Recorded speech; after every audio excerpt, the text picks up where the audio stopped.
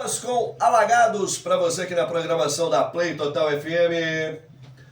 A arte é de viver da fé, doutor Igor? A arte é de viver da fé e Pode com trazer fé, o né? microfone um pouquinho mais para cá, exatamente. Bom dia, seja bem-vindo à Play Total FM mais uma vez. Bom dia, Serginho, bom dia, ouvintes. Vamos começar a semana. A semana não começa sem nossa conversa, né? Exatamente. E hoje o assunto é super importante mais uma vez, né? É um assunto muito legal e que as pessoas hoje em dia têm muita curiosidade para saber, né? Para ter informações. Então vamos começar perguntando o que é TDAH. Todo mundo fala disso, né? Exatamente. TDAH, eu tenho. Exato. Então vamos conversar. TDAH, ele é o transtorno de déficit de atenção e hiperatividade, né? É uma entidade, é uma característica de algumas pessoas que têm o cérebro com formato diferente, o funcionamento diferente, e faz com que eles tenham um comportamento mental diferente. Puxa mais um pouquinho. Né? Isso, Ele tem uma... Assim, assim é melhor, isso, né? assim é melhor. Ótimo. Isso, aí pega o carro, tá melhor. Então, ele tem um formato, o cérebro tem um funcionamento diferente, né? Então são pessoas que têm um déficit de atenção muito grande e quer fazer muitas coisas ao mesmo tempo, é hiperativo, não consegue parar quieto. E aí tem sintomas, os sintomas de crianças e adultos é diferente ou são os mesmos A gente sintomas? percebe uma diferença na criança e no adulto porque entre a criança e o adulto tem as atividades são diferentes, né? Mas é aquilo, o cérebro ele tem uma área, né, que é a área pré-frontal dele, que quando os pensamentos passam por ali, eles são meio que organizados, é tipo uma redução na marcha. Essas pessoas, elas não têm essa redução na marcha, então é tudo muito rápido, então eles pensam muitas coisas, fazem muitas coisas. Então uma criança com TDAH é aquela criança que está fazendo um monte de coisa ao mesmo tempo, sabe aquela que joga futebol, come e mexe no celular, ou então eu quero mexer no celular sem televisão. E o adulto que tem TDAH é aquele que pega um monte de atividade para fazer e não consegue terminar quase nenhuma. Sabe aquela pessoa que fala assim, meu Deus, eu comecei 8 coisas e eu não consigo terminar nada? Então esse é o adulto. Tudo acaba ficando pelo meio do caminho. Tudo acaba né? ficando pelo meio do caminho. Então isso é um sofrimento. E quais seriam as causas então? Então, a causa da TDAH é multifatorial. Como eu falei para você, quem tem TDAH tem um cérebro diferente, né? Então, ou seja, ela é bioneurológico. Então, o cérebro é diferente, o cérebro funciona diferente. Então, por que esse cérebro funciona diferente?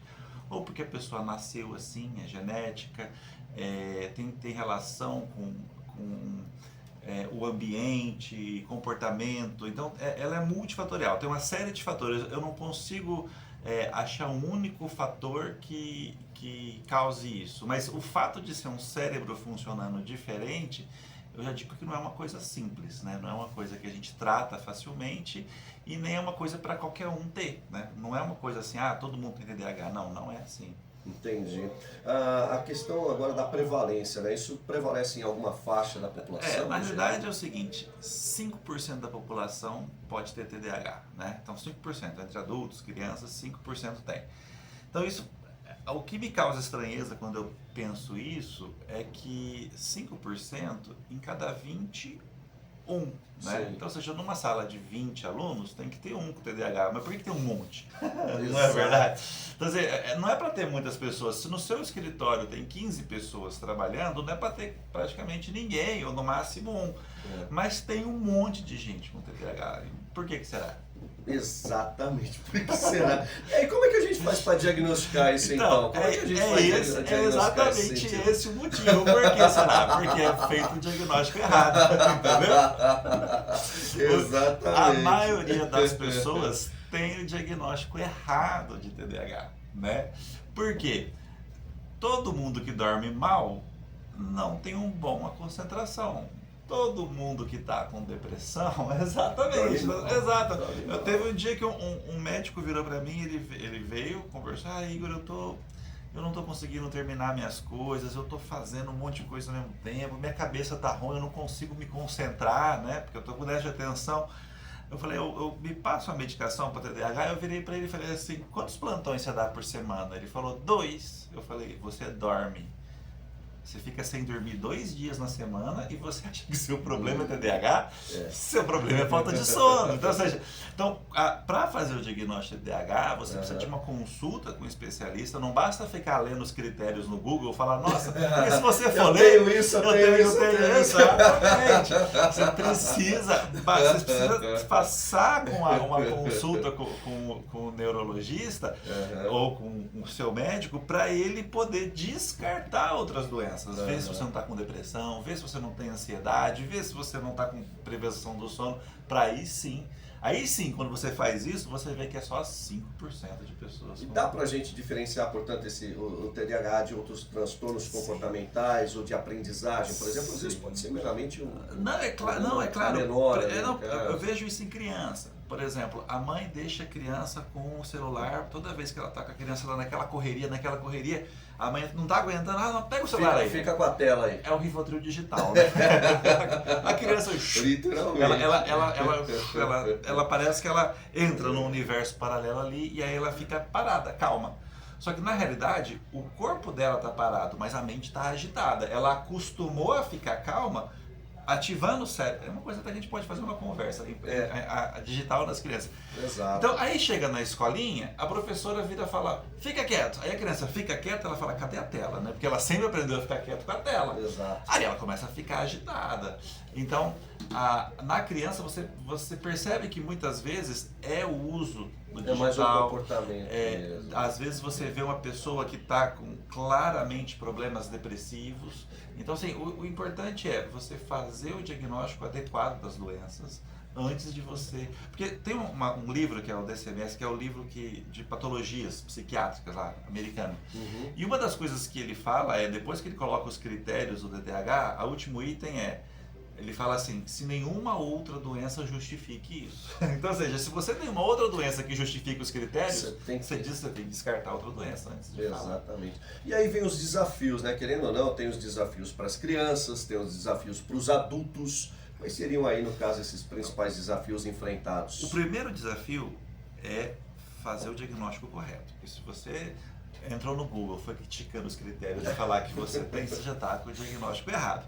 Mas se Dr. Google. Dr. Google. Agora, a partir do momento que você fez o diagnóstico correto, você precisa entender que o seu comportamento é diferente. Então, vamos supor, aquele adulto que está no trabalho TDAH, ele vai começar a pegar várias atividades e não vai conseguir completar. Esse paciente, essa pessoa, ela vai ter dificuldade para focar em assuntos que ele não gosta.